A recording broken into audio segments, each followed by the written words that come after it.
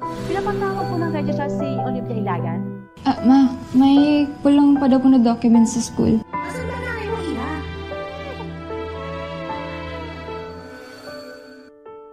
Guys, take your break. Take 5.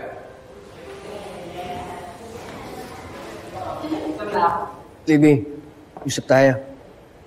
Bakit po, sir? Kamusta yung revisions na pinagagawa ko sa'yo? Sa tingin niyo po ba mababago yung kapalaran ni Juliet kapag may pakialam sa kanya yung nanay niya na si Mrs. Capulet?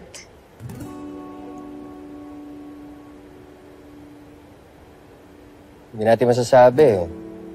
Ang alam ko lang, may mga dahilan kung bakit nangyayari yung mga nangyayari. At minsan, siguro yun ang dapat mangyari. At kung ang tinutukoy mo si Mrs. Glenda Capulet, bakit? Sa tingin mo ba, mas magiging maayos ang buhay niyong magkakapatid kung mas nakatutok siya sa inyo kaysa sa trabaho? Kayo ba, sir? Magiging masaya po ba kayo kung hindi kayo nag-away noon ni Mama?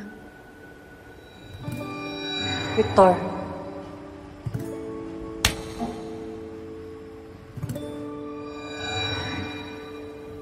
Nakita ko po kasi na sinampal ka niya.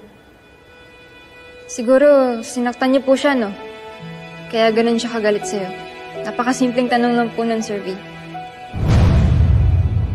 May relasyon po ba kayo ng mama ko?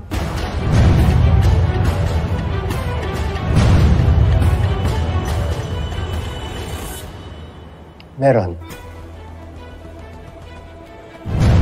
Pero hindi katulad ng relasyon na iniisip. Eh ano po?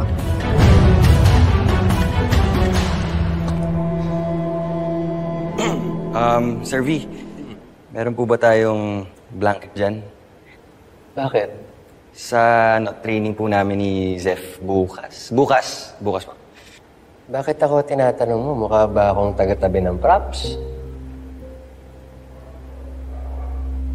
Sige. Samahan na kita. Baba mo na rin tong mga kartolina, pwede ba? Sige, sir. Okay na yan. Tara, sumama ka. Nandun yata sa may basket dun sa babae.